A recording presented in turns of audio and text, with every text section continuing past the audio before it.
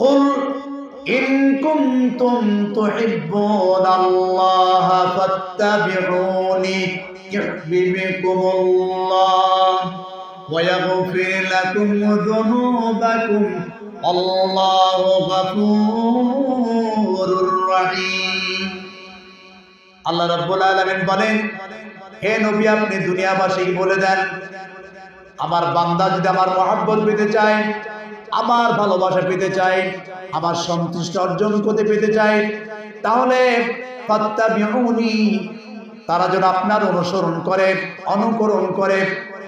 আপনার অনুকরণ করলে পরে ইউহিব্বুকুমুল্লাহ, আমি আল্লাহ তাদেরকে ভালোবাসবো। শুধুই ভালোবাসবো না, তাদের জীবনের যাবতীয় সমস্ত গুনাহকে আল্লাহ রাব্বুল আলামিন মাফ করে দেবে। সুবহানাল্লাহ, আল্লাহ মাফ করে দেবে। যদি রাসূলের ইতাআত করি, রাসূলকে শুধুমাত্র ভালোবাসলেই হবে না, রাসূলের ইতাআত করতে হবে, অনুসরণ করতে হবে। আর অনুসরণ করার মাধ্যমে একজন মুসলিম হিসাবে নিজেকে গড়ে তুলতে হবে। চ্যানেলটি সাবস্ক্রাইব করে আমাদের সঙ্গেই থাকুন। আলহামদুলিল্লাহ, পর্দার আমাদের সামনে কোরআন ও হাদিস থেকে গুরুত্বপূর্ণ নসিহত পেশ করবেন হযরতুল আল্লামা হযরত মাওলানা সিরাজুল ইসলাম। হযরত মাওলানা সিরাজুল ইসলাম। আলহামদুলিল্লাহ নাহমাদুহু ওয়া নাস্তাঈনুহু ওয়া নাস্তাগফিরুহু ওয়া নাউযু বিল্লাহি মিন শুরুরি আনফুসিনা ওয়া মিন সাইয়্যাতি আ'মালিনা। মান ইয়াহদিহিল্লাহু ফালা মুদিল্লা লাহু ওয়া মান ইউদ্লিলহু ফালা হাদিয়া লাহু। ওয়া আশহাদু আন লা ইলাহা ইল্লাল্লাহু وحده لا شريك له وأشهد أن سيدنا حبيبنا مولانا محمدا عبده ورسوله الذي أرسله بالحق بشيرا ونذيرا وداعيا إلى الله بإذنه وسراجا منيرا.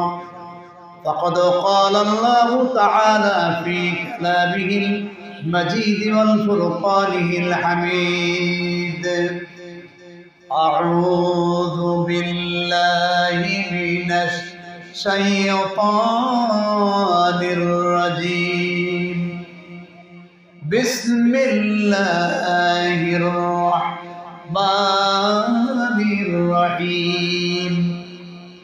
ما كان محمد أبا أحد من رجالكم ولكن رسول الله وخاتم النبيين وكان الله بكل شيء عليما.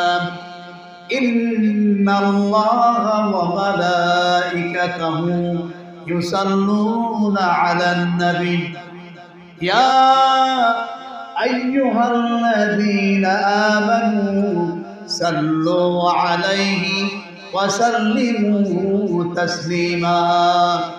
اللهم صل على محمد وعلى آل محمد كما صليت على إبراهيم وعلى آل إبراهيم إنك حميد مجيد.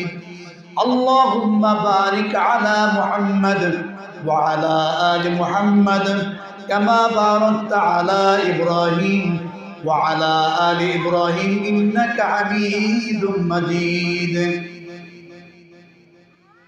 আরবের বুকে মক্কার পরে আমিনার যেথায় ঘর, আল্লাহর করুণাই কাউসার হয়ে জরসে রহমত বারম্বার। আল্লাহুম্মা সাল্লি আলা মুহাম্মদ وعلى آل محمد كما صليت على إبراهيم وعلى آل إبراهيم إنك حميد مجيد. اللهم بارك على محمد وعلى آل محمد كما باركت على إبراهيم وعلى آل إبراهيم إنك حميد مجيد. بسم الله الرحمن الرحيم. وما خلقت الجن والإنس إلا ليعبدون. আলহামদুলিল্লাহ আলহামদুলিল্লাহি রাব্বিল আলামিন আসসালাতু আলা সাইয়্যিদুল মুরসালিন ওয়া আলা আলিহি ওয়া আসহাবি আজমাইন। আমরা মহান আল্লাহ রাব্বুল ইজ্জত জালালের দরবারে শুকরিয়া আদায় করছি যে মহান আল্লাহ সুবহানাহু ওয়া তাআলা আমাদেরকে দয়া পরবশে এখানে বসার তৌফিক দান করলেন। যে মাবুদ আমাদেরকে শারীরিক মানসিক সুস্থ রেখে আজকের মাহফিলে বসার তৌফিক দান করলেন, এজন্য মহান মাহবুদের দরবারে কালিমাতুশ শুকরিয়া আদায় করছি। আমরা সবাই পড়ছি আলহামদুলিল্লাহ। রব্বানা লাকাল হামদ হামদান কাসীরান তাইয়্যিবান মুবারাকান ফীহি। সে মহান আল্লাহ রাব্বুল আলামিনের দরবারে আমরা হামদ শুকরিয়া আদায় করে নিচ্ছি যে আল্লাহ তাআলা আজকের মাহফিল শুরু থেকে শেষ পর্যন্ত যেন এমন কিছু কথা আলোচকদের মুখ থেকে, জবান থেকে আল্লাহ তাআলা যেন বর্ণনা করার তৌফিক দান করেন, যে আলোচনাগুলো আমাদের অন্তরে আমরা গেঁথে নিতে পারি এবং হেদায়েতের আমরা লাভ করতে পারি, আল্লাহ পাকের সন্তুষ্টি অর্জন করতে পারি। আল্লাহ তাআলা সেই নিয়ত নিয়ে আমাদের বসার তৌফিক দান করুন। সবাই বলুন আমিন। সম্মানিত উপস্থিতি, আমি কোরআন কারিমে থেকে একটি আয়াত তেলাওয়াত করেছি। আশা করব এই আয়াতের মধ্যে আমার আলোচনা সংক্ষিপ্ত আকারের আমি ধারাবাহিকতা শুরু করতে চাই এবং সংক্ষিপ্তভাবে এই আয়াত থেকে আলোচনা পেশ করতে যাচ্ছি। আল্লাহ রাব্বুল আলামিন আমাদের সবাইকে যেন আলোচনা শোনার তৌফিক দান করেন এবং আল্লাহ তাআলা আমাকে বলার যোগ্যতা আল্লাহ পাক দান করেন। সকলে আমিন। এই ছেলেরা কথা বলবো না, খবরদার, চুপ করে বসে থাকবে ওখানে। আল্লাহ রাব্বুল আলামিন মূলত এই দুনিয়ার বুকে মানব জাতিকে আর জিন জাতিকে সৃষ্টি করার একটি মাত্র উদ্দেশ্য, কেবলমাত্র উদ্দেশ্য, সেটা হচ্ছে আল্লাহ পাকের ইবাদত করা। কার ইবাদত করা বলেন?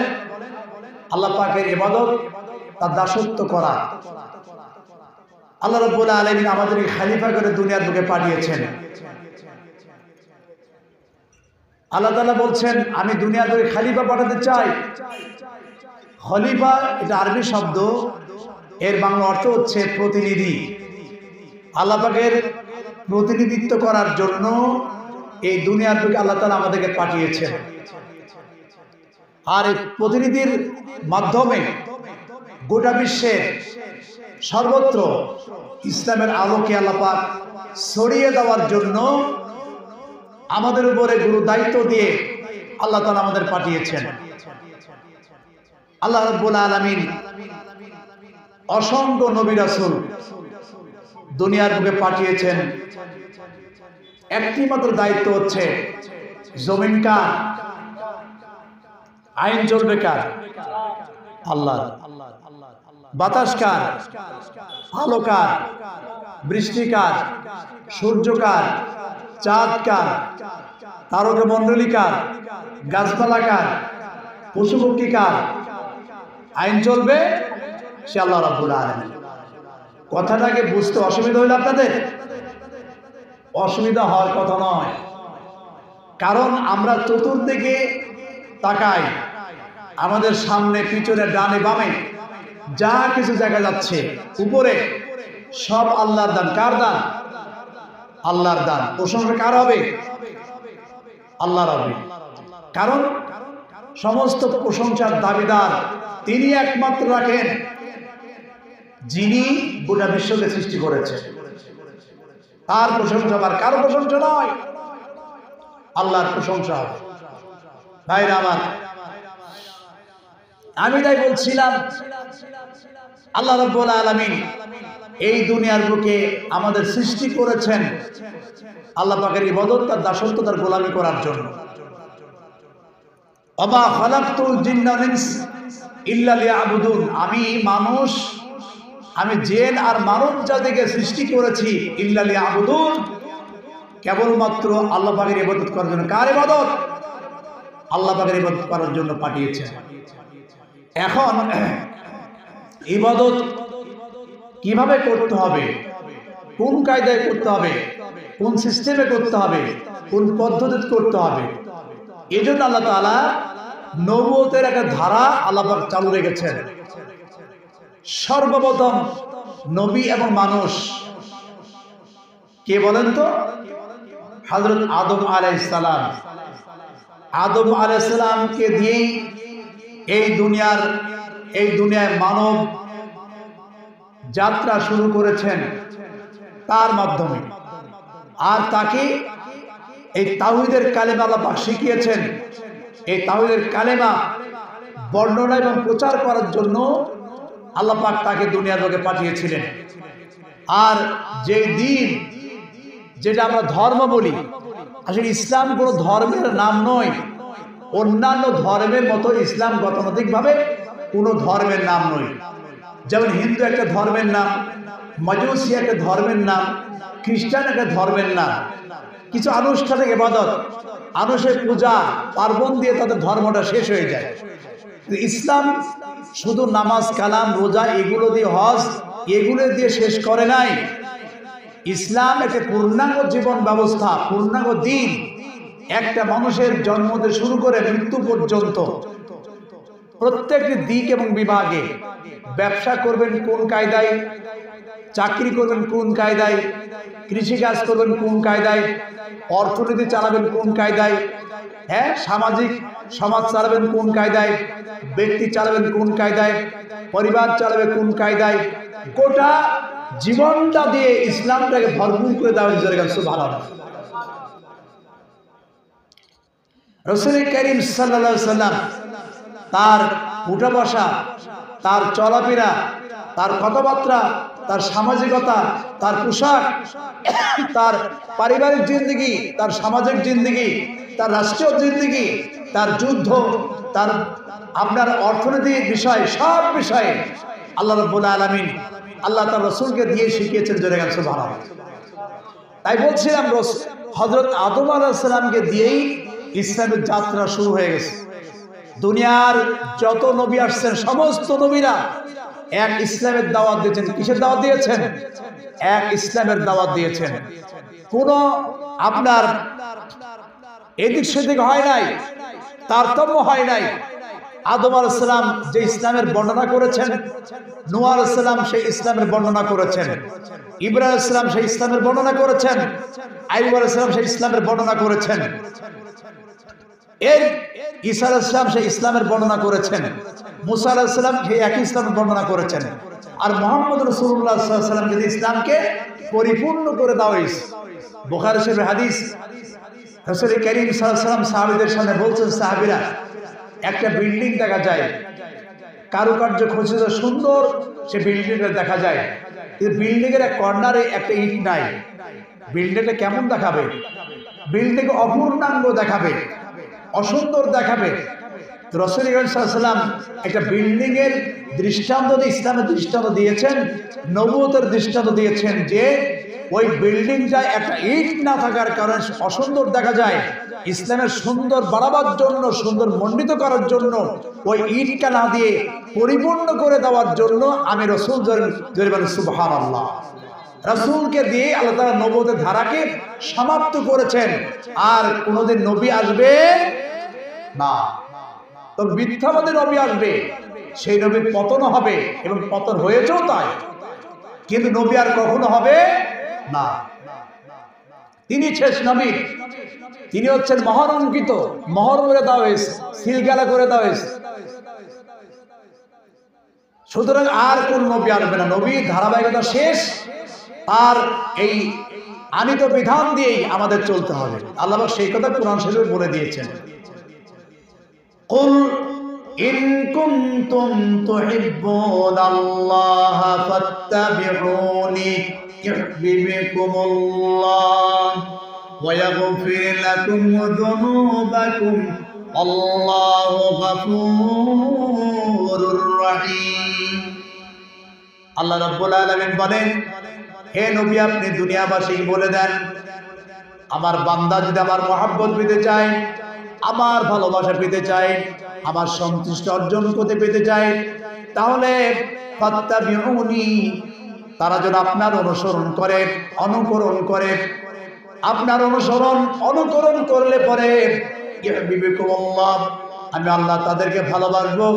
শুধুই ভালোবাসবো না, তাদের জীবনের যাবতীয় সমস্ত গুনাহকে আল্লাহ রাব্বুল আলামিন মাফ করে দেবে। সুবহানাল্লাহ, আল্লাহ মাফ করে দিবে। যদি রাসূলের ইতাআত করি, রাসূলকে শুধুমাত্র ভালোবাসলেই হবে না, রাসূল ইতাআত করতে হবে, অনুসরণ করতে হবে। আর অনুসরণ করার মাধ্যমে একজন মুসলিম হিসাবে নিজেকে গড়ে তুলতে হবে। ঠিক আছে না ভাই? গড়ে তুলতে হবে। তাই তো যে রাসূল সাল্লাল্লাহু আলাইহি ওয়াসাল্লাম এবং তার সাহাবায়ে কেরাম এই আদর্শ দেখিয়েছেন। দুনিয়ার সমস্ত নবীরা তাওহীদের প্রচার করেছেন। কিছু প্রচার করেছেন?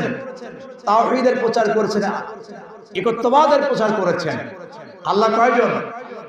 আল্লাহ একজন।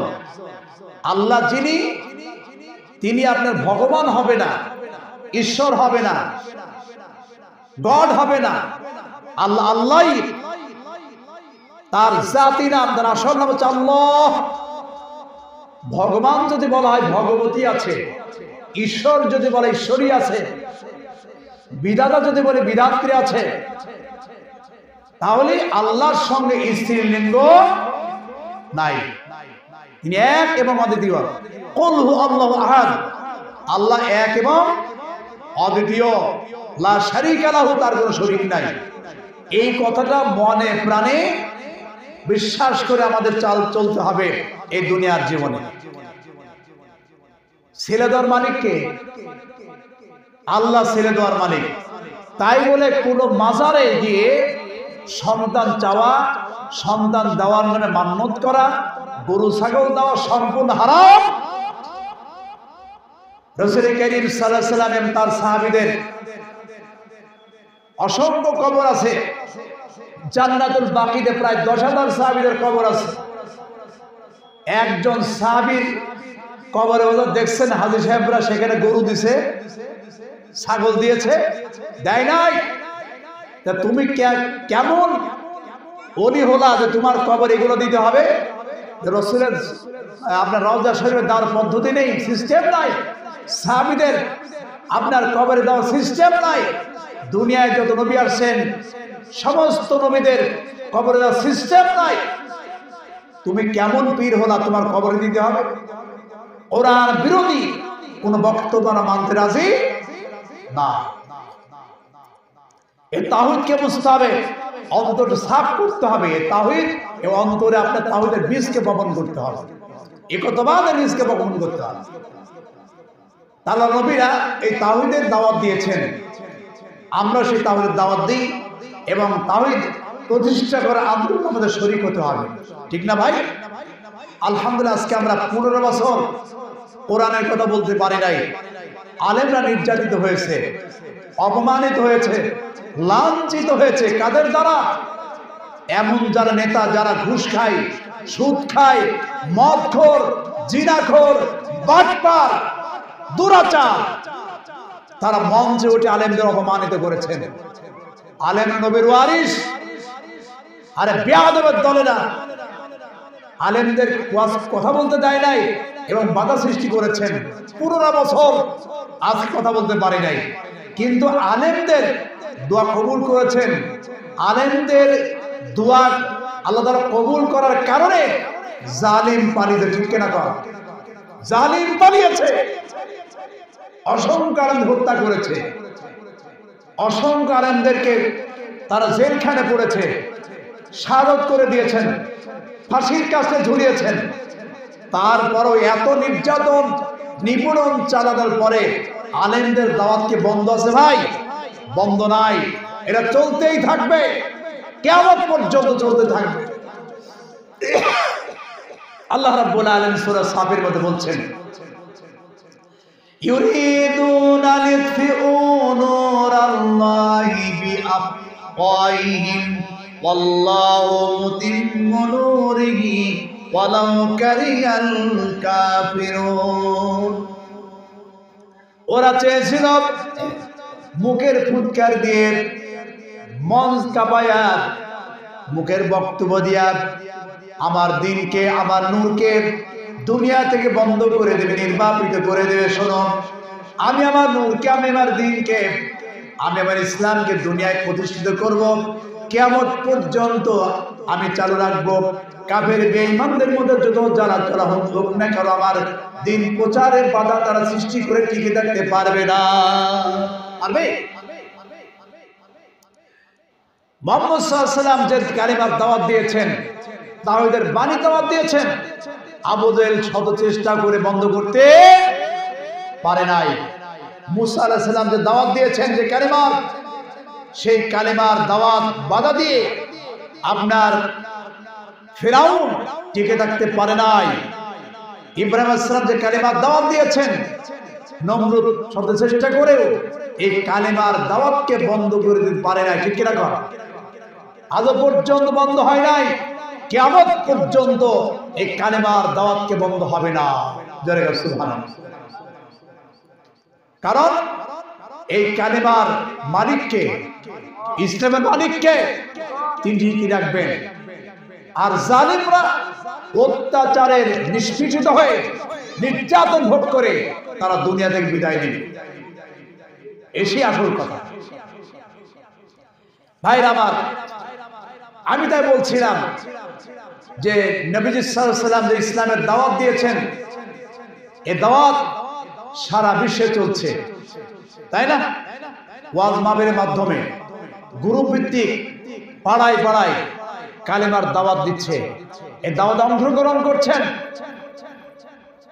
দুনিয়ায় বড় বড় যারা পণ্ডিত ব্যক্তি এবং ইসলামের দায়ী যারা, তারা কালেমার দাওয়াত দিচ্ছেন। প্রত্যেক দিন মুসলমানের সংখ্যা দিন দিন বাড়ছে। জোরে গান সুবহানাল্লাহ। দিন দিন বাড়ছে, এটা বন্ধ হবে না ভাই। আর এই দাওয়াতকে টিকে রাখতে হলে, ময়দানে টিকে রাখতে হলে আমাদের টাকা দিতে হবে। কি দিতে হবে? টাকা পয়সা দিতে হবে।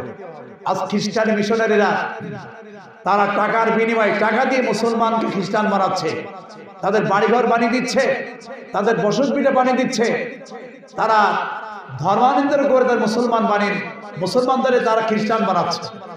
আমরা মুসলমান, আমাদের অর্থ দিতে, টাকা পয়সা দিতে হবে। কারণ ইসলাম প্রচার প্রতিষ্ঠা করতে হলে টাকা ছাড়া কোনোদিন হয় না। এই টাকা দিতে হবে। টাকা দেওয়ার ব্যাপারে আল্লাহ রাব্বুল আলামিন কোরআন শরীফের মধ্যে খুবই গুরুত্বপূর্ণ আলোচনা করেছেন। অসংখ্য আয়াতের মধ্যে টাকা দেওয়ার, অর্থ দেওয়ার কথা আল্লাহ তাআলা বলেছেন।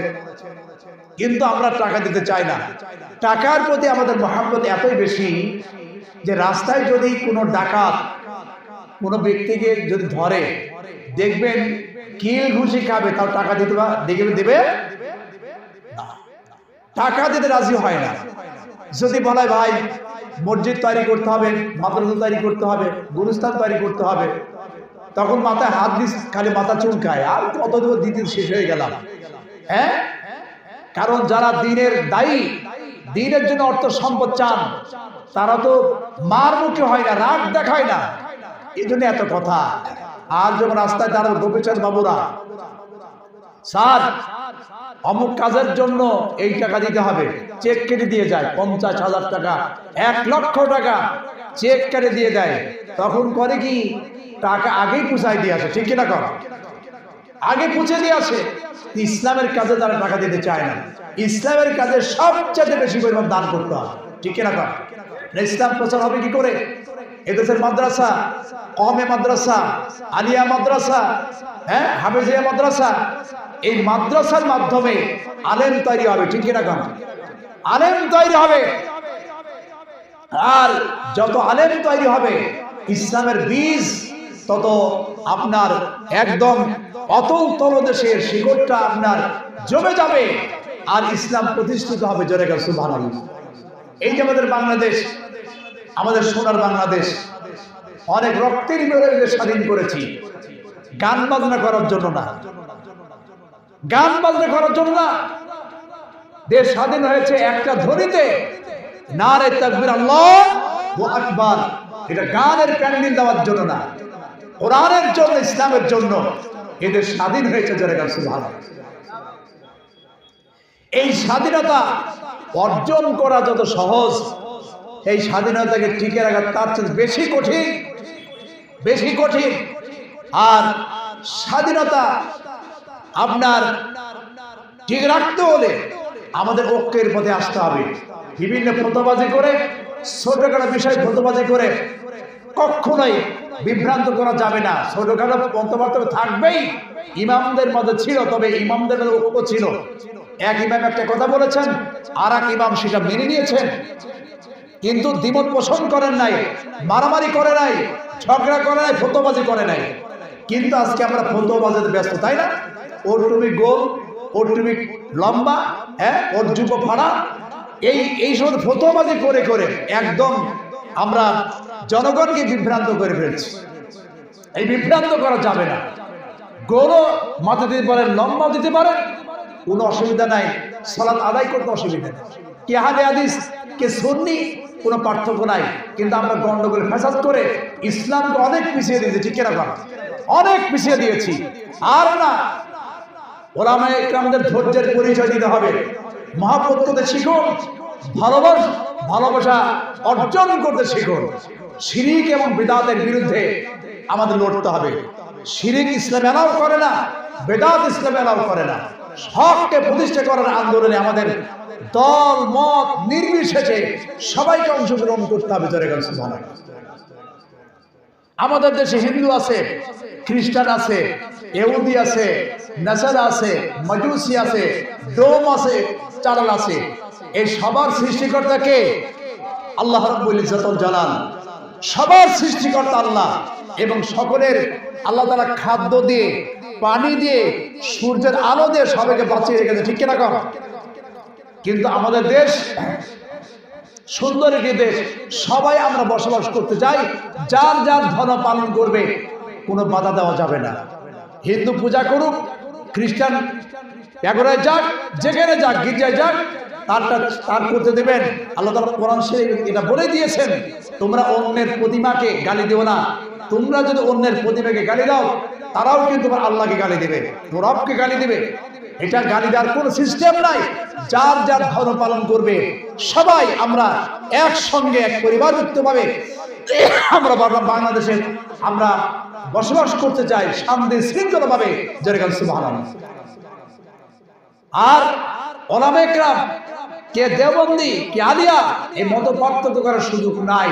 কারণ আমার দুটি চোখ আছে না, এই দুটি চোখ আমি কেমন দেখি, একরকম দেখি, সুতরাং সবাইকে একরকম দেখতে হবে।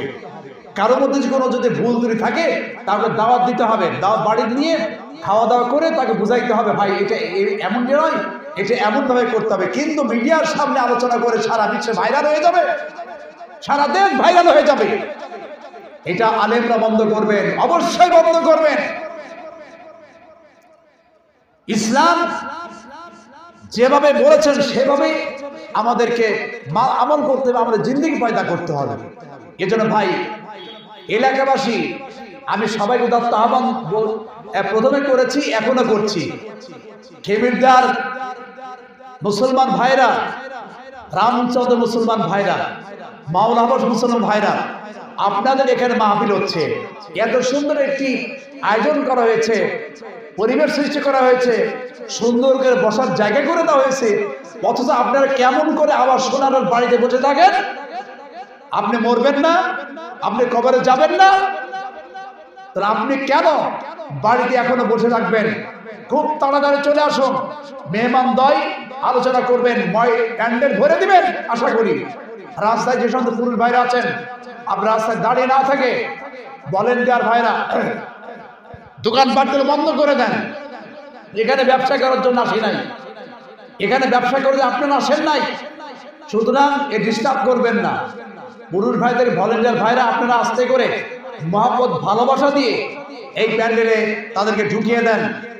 মা বোনেরা তাদের সুশৃঙ্খল পরিবেশে মা বোনদের বসার জায়গা আছে, সেখানে বসায় দেন। যারা মহিলা ভলেন্টিয়ার আছেন তারা মা বোনদেরকে ওখানে বসার ব্যবস্থা আপনারা করে দেন। কারণ আলোচনা বেশিক্ষণ তো হবে না, 11টার মধ্যে আলোচনা শেষ হয়ে যাবে। সুতরাং ধৈর্য সহকারে আমাদের বসতে হবে। এলাকাবাসী সবাই উদাত্ত আহ্বান করছি, আপনারা খুব তাড়াতাড়ি চলে আসুন, খুব তাড়াতাড়ি চলে। হয়তোবা দ্বিতীয় বক্তা এক্ষুনি হয়তো উঠবেন, আপনারা চলে আসুন, খুব তাড়াতাড়ি চলে আসুন। প্যান্ডেলকে শ্রীবৃদ্ধি করে দেন যাতে করে আপনারা কোরআন শুনতে পারেন, হাদিস শুনতে পারেন। যদি প্যান্ডেলে বক্তা শ্রোতা মণ্ডলে যদি না হন, তার বক্তার বক্তব্য লাইনচ্যুত হয়ে যাবে, এদিক সেদিক হয়ে যাবে, বক্তাও কথা বলে আরাম পাবে না। মাহফিলে যত মানুষ বেশি হবে, বক্তারা তত মাহফিলে কথা বলে তারা আরাম পাবে। এই জন্য ধৈর্য সহকারে বসার পরিবেশ সৃষ্টি আপনাদের করে দিতে হবে। ভাইরা আমার, তাই বলছিলাম ইসলাম আল্লাহ পাকের মনোনীত জীবন ব্যবস্থা। ইন্না দীনা ইনদাল্লাহিল ইসলাম, নিশ্চয় ইসলাম হচ্ছে আল্লাহর মনোনীত। কার মনোনীত? আল্লাহর মনোনীত। আল্লাহ পাক মনোনীত করেছেন, আল্লাহ পাক পছন্দ করেছেন। এই ইসলামটাকে মানতে হবে, কোরআন হাদিসকে মানতে হবে, আল্লাহ পাকের আইনকে মানতে হবে। আজকে আমরা মুসলমান নামাজ পড়ি না, নামাজ নাই। এই যেখানে একটা মসজিদ তৈরি করা হয়েছে, মুসল্লি নাই, মাদ্রাসার বাচ্চাদেরকে দিয়ে মসজিদ চলে। এগুলো কেন? আমার পার্কে মসজিদ আছে, মুসল্লি হয় না, মুসল্লি হয় না। রাসূল সাল্লাল্লাহু আলাইহি ওয়াসাল্লাম বলেছেন, শেষ জামানায় মসজিদ হবে ভালো, দেখতে কারুকার্য খচিত হবে, সুন্দর হবে, কিন্তু মুসল্লি পাওয়া যাবে না। আর মুসল্লি যেগুলো থাকবে আপনার নাম খাস্তা মুসল্লি, তারা আপনার মানুষের দেখার উদ্দেশ্যে সালাত আদায় করে থাকে। নামাজের একটা মহাব্বত, নামাজের আগ্রহ, নামাজের একটা মজা, এই জিনিসটা আমাদের মধ্যে কম। কারণ নামাজে আমাদের মনোনিবেশ নাই। নামাজও পড়ি, ধূমপান করি, নামাজও পড়ি, বিড়ি খাই, নামাজও পড়ি, মিথ্যা কথা বলি। নামাজ পড়ে পড়ে এগুলো পরিবর্তন করতে পারলাম না, তাহলে সেই নামাজ দিয়ে কি হবে?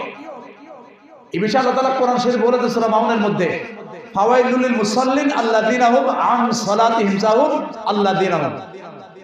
আল্লাহ তাআলা ওই সমস্ত নামাজি যারা নাম খাস্তা মুসল্লি, না মানুষকে দেখার উদ্দেশ্যে সালাত আদায় করেন, আল্লাহ তাআলা তাদেরকে তাদের জন্য অয়েল নামক আগুনকে মজুদ করে গেছেন। নামাজ উদ্দেশ্য হতে হবে, উদ্দেশ্য থাকতে হবে। উদ্দেশ্যবিহীন যদি সালাত আদায় করা হয়, সেই সালাতে সালাত হবে না, সালাত হবে না। সালাতের অনেকগুলো অর্থ আছে। সালাতের যতগুলো অর্থ, তার মধ্যে একটি গুরুত্বপূর্ণ অর্থ হচ্ছে, সালাতের অর্থ হচ্ছে বাঁকা জিনিস সোজা করা। বাঁকা জিনিস সোজা করা। কঞ্চি যদি বাঁকা হয়, বার যদি বাঁকা হয়, ওরে সোজা করতে হলে আগুনে ছাক দেওয়া লাগে। তারপরে তক্তা বাঁকা হলে রোদ্রে দিয়ে আপনার ভাড়া দেওয়া লাগে, তক্তা সোজা হয়ে দেবে। সালাত মানুষকে সোজা করে দেয়, সেই সালাত আদায় করতে হবে, সেই নামাজ আদায় করতে হবে, তাছাড়া কিন্তু হবে না। এজন্য আমাদের সালাত আদায় করার ব্যাপারে এই যে রাসূল যেভাবে সালাত আদায় করছেন সেভাবে করতে হবে। সাল্লু কামা রাআইতুমুনি সাল্লি, আল্লাহ রাসূল বলেছেন, নবীজি বলেছেন, সালাত সেইভাবে করতে হবে যেভাবে রাসূল আদায় করেছেন সেইভাবে। আমি আন্দাজে কথা বললে হবে না। রাসূল যে পদ্ধতিতে, রাসূলের যেই সিস্টেমে, সুন্নাত তরিকা অনুযায়ী সালাত আদায় করেছেন, আমাদের সেইভাবে সালাত আদায় করতে হবে। এজন্য সালাতের মহব্বত, সালাতের দাওয়াত মানুষকে ঘরে ঘরে পৌঁছে দিতে হবে, ঘরে ঘরে পৌঁছে দিতে হবে। যদি দেওয়া যায় তাহলে সালাতের মুসল্লির সংখ্যা বেড়ে যাবে, মুসল্লির সংখ্যা বেড়ে যাবে, আল্লাহ পাকের মহব্বত হবে, ভালোবাসা। আর আজকে একজন আরেকজন ভালোবাসা নেই, মহব্বত নাই। না থাকার একমাত্র কারণ রাসূল আদর্শ থেকে আমরা বঞ্চিত, রাসূলের শিখানো ব্যবস্থাপনা থেকে আমরা বঞ্চিত হয়ে আছি। সেগুলো আমাদের আনতে হবে ভাই, সেগুলো আমাদের আনতে হবে। এজন্য আমি সবাইকে উদাত্ত আহ্বান জানাবো। আমাদের এখানে মাহফিল হচ্ছে, এর আগে ওই পাড়াতে মাহফিল হতো, তারপরে 3 বার মাহফিল হচ্ছে আমাদের ঈদগাহ ময়দানে। এই মাহফিল করা এত কঠিন ব্যাপার, এত জটিল ব্যাপার। যারা কালেকশন করেন তারা সবচাইতে বিপদে পড়েন। বিপদে পড়ে যান কালেকশন করতে গিয়ে। এক একজন মানুষের এক এক ধরনের কথা, এক এক নেতার এক এক কথা। হ্যাঁ, মিটিংয়ের পর মিটিং, মিটিংয়ের পর মিটিং, আমাকে ডাকলো না, আমাকে বললো না, কিছু বললো না, এই যে ধরা ধরে নিয়ে সেই মাহফিলগুলো কষ্ট করতে আমার বড় কষ্ট হয়েছিল। মাহফিল করতে গেলে বাধা কেন ভাই? কোরআনে মাহফিল দিয়েছে, আপনাকে মাহফিল শুনতে হবে, কোনো বাধা দেওয়া চলবে না, নিষেধ করা চলবে না, অমুকে পা ধরতে হবে কেন? কোরআনের কথা বলা এবং শোনার জন্য অপরকে কেন পা ধরতে হবে? একটা আলেমের মর্যাদা নাই? জানেন তোমার মতো মানুষের পা, তোমার পা ছাড়া গোলাম রাখে তোমার পা ধরতে হবে? মাহফিল করতে অনেক কষ্ট পেয়েছি আমরা। আশা করব এই মাদ্রাসায় কোনো সমস্যা নাই। মাদ্রাসা হচ্ছে প্রত্যেক বছর এই মাদ্রাসায় মাহফিল হবে, ঠিক কিনা? আর আমার একত্রতা থাকবে, একত্রতা ঘোষণা করছি, আমার পাড়ার সম্পূর্ণ সহযোগিতা এই মাদ্রাসা থাকবে, মাহফিলের পিছনে থাকবে। এখানে প্রত্যেক বছর মাহফিল আমরা করব, উৎসাহ উদ্দীপনার মাধ্যমে মাহফিল করব এবং মাহফিল আমরা সবাই সহযোগিতা করব। আমার গ্রামবাসী, আমার পাড়ার সকল এবং খেমিদারবাসীর সবাই এই মাহফিলের আপনারা আয়োজন করব এবং আরো ভালো ভালো বক্তাদের মাহফিল আমরা দেব। এবং এখানে মাদ্রাসা হচ্ছে, এই মাদ্রাসা দোয়া করবেন এটা যেন ধ্বংস না হয়ে যায়। এটা ধ্বংস হয়ে গেলে আমরা সমস্যায় পড়ব। এখানে আলেম তৈরি হবে, সুতরাং এই মাদ্রাসা হবে ইনশাআল্লাহ। এখন মাদ্রাসা টিম করে হচ্ছে, আরো ভালো হবে, বড় একটা মাদ্রাসা হবে। আমরা সবাই সহযোগিতা করবো ভাই, সবাই আমরা সহযোগিতা করবো, মাদ্রাসা দান করব এবং